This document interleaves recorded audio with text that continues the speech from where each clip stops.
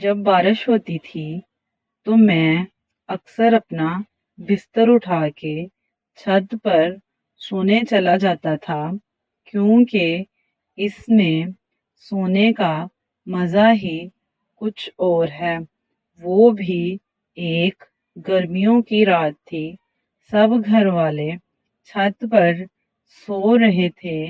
اچانک رات کو بارش ہونے لگی تو سارے اپنی چادریں تکیے سنبھالے نیچے بھاگے، مگر میری عادت تھی کہ میں نیچے کی چٹائی اپنے اوپر ڈال کر سوتا رہتا جب تک بارش زور نہ پکڑ لیتی، کیونکہ مجھے ایسے بہت اچھا لگتا تھا۔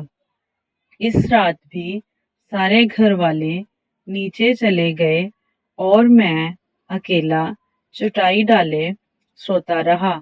غنودگی میں تھا کہ اچانک مجھے دو بلیوں کی زور سے لڑنے کی آوازیں آئیں۔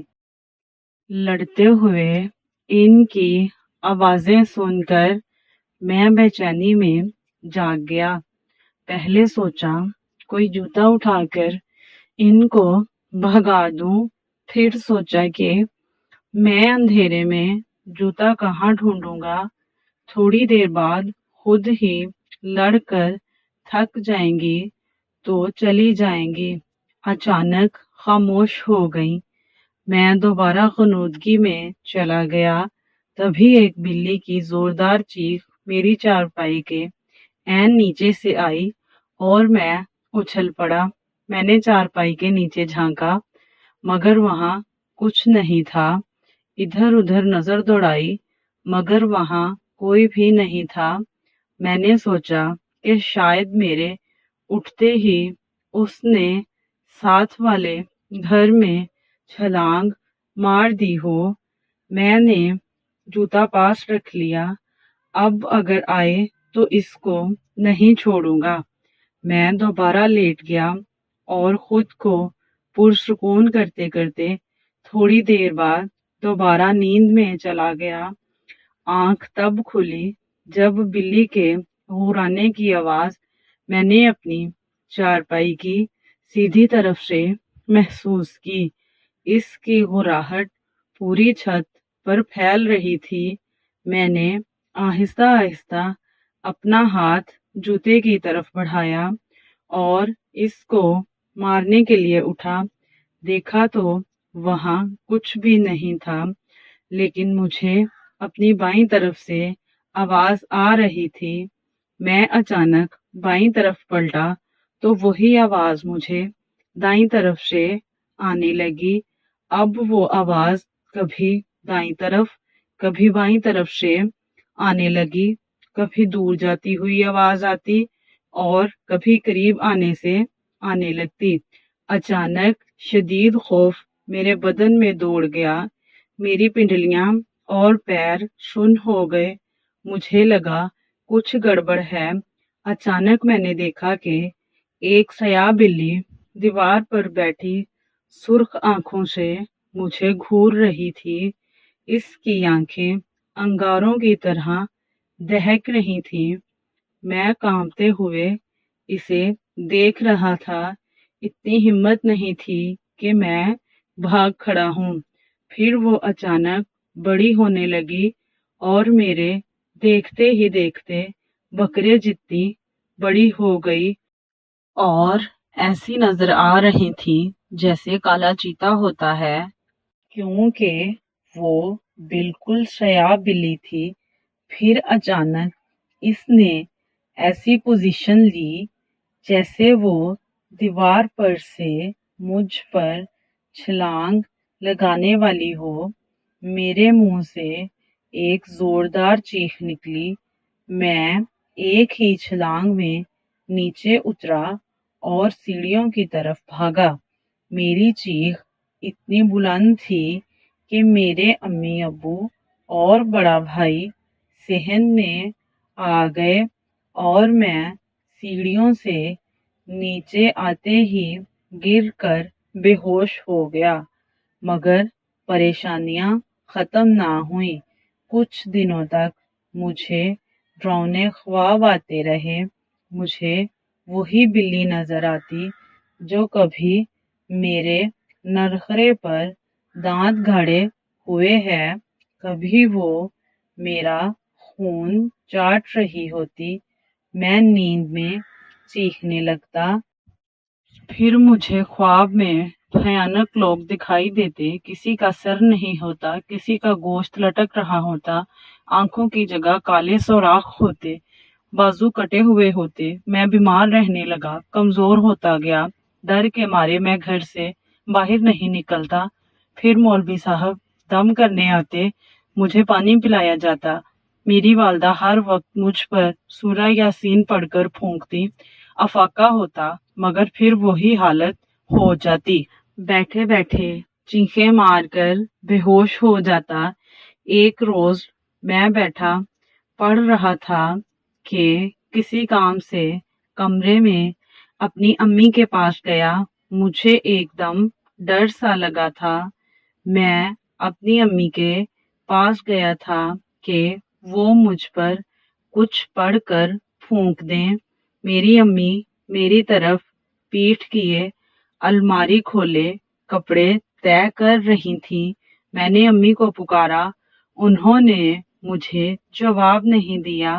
میں ان کے قریب گیا اور ان کو آواز دی تو انہوں نے مجھے مڑ کر دیکھا، مگر وہ میری والدہ نہیں تھی، وہ خوفناک شکل کی عورت تھی۔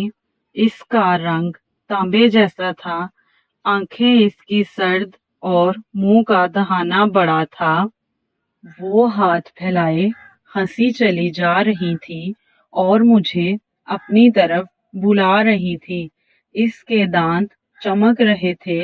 میں تو پہلے ہی ڈر کے اپنی والدہ کے پاس دم کروانے آیا تھا، اس عورت کی شکل دیکھی تو وہیں بے ہوش ہو گیا۔ جب ہوش آیا تو مولوی صاحب میرے سرہانے بیٹھے کچھ پڑھ رہے تھے۔ میرے ابو شدید پریشانی میں بیٹھے تھے۔ مولوی صاحب کے پوچھنے پر ان کو میں نے ساری بات بتائی تو وہ سوچ میں پڑ گئے۔ پھر اس طرح کے واقعات میرے علاوہ میرے گھر کے دوسرے افراد کے ساتھ بھی پیش آنے لگے۔ کبھی باتھ روم کا دروازہ اندر سے بند ہوتا، پانی کی آوازیں آنے لگتی، تھوڑی دیر بعد دروازہ کھل جاتا لیکن اندر کوئی نہ ہوتا۔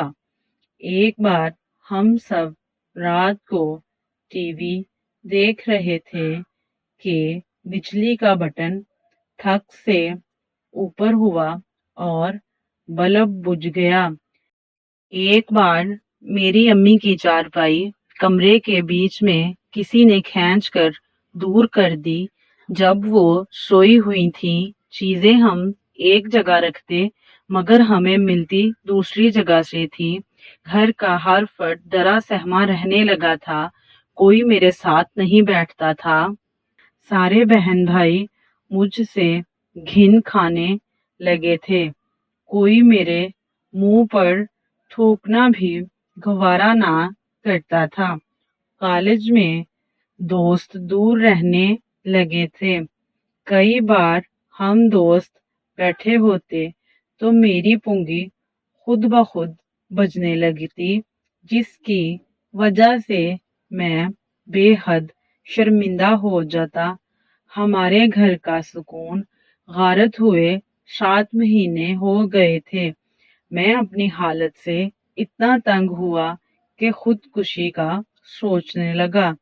ایک روز ہمارے مولوی صاحب اپنے ساتھ ایک بزرگ کو لے آئے اور بتایا کہ یہ میرے مرشد ہیں۔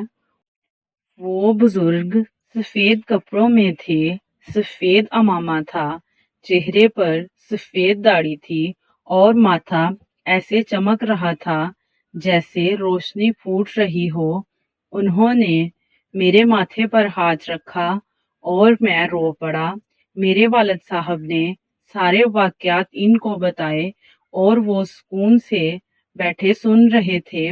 उनके होंठों पर ऐसी मुस्कुराहट थी और इतना सुकून था और चेहरे पर इतना नूर था कि दिल करता था इनको देखते ही रहें।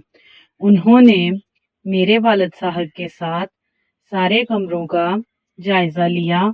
छत पर जाकर एक एक कोना देखा और साथ वालों की छतें देखी।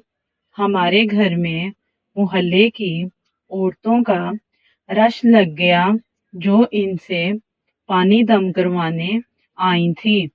वो मेरे करीब आके बैठ गए और इन्होंने अपने दाएं पैर का अंगूठा मेरे माथे के दरमियान में रखा और अपनी आंखें बंद करके कुछ पढ़ने लगे। मुझे ऐसा लगा जैसे कोई मेरी खाल को खींच रहा हो। मेरी चीखें नहीं रुक रही थी। मैं इनका अंगूठा अपने माथे से हटाना चाहता था मगर इनका पैर तक नहीं हिला सका। मेरा भाई मुझे बताता है कि वो 1 घंटे से ज्यादा कुछ पढ़ते रहे और तुम्हारी दिल खराश चीखें सुनना हमारी बस से बाहर था। तब ही बुजुर्ग ने तुमको बुरी तरह पीटना शुरू कर दिया। आहिस्ता आहिस्ता मैं पुरसुकून होता चला गया। आंखें खोली तो वो मुझे देख रहे थे। इनके चेहरे पर मुस्कुराहट थी। उन्होंने पानी मंगवाकर दम किया। कमरे के हर कोने में पानी छिड़का गया और 2 घूंट मुझे भी पिला दिए। वो 2 घूंट पानी ऐसे जैसे कोई आबे हयात था कि पीते ही मेरे सर से 7 महीने का चढ़ा हुआ बोझ उतर गया। मेरे कंधे हल्के हो गए। मेरे जिस्म में सुकून दौड़ने लगा। मेरी बुझी आंखें रोशन हो गईं। मैं उठ गया और इनकी छाती पर सर रखकर रोने लगा। वो मेरे जिस्म पर हाथ फेरने लगे। फिर वो चले गए। आज इस बात को 2 साल हो गए हैं और अल्लाह का शुक्र है कि फिर कोई वाकया पेश नहीं आया। ऐसी मजीद कहानियाँ देखने और सुनने के लिए हमारे चैनल को सब्सक्राइब करें। शुक्रिया।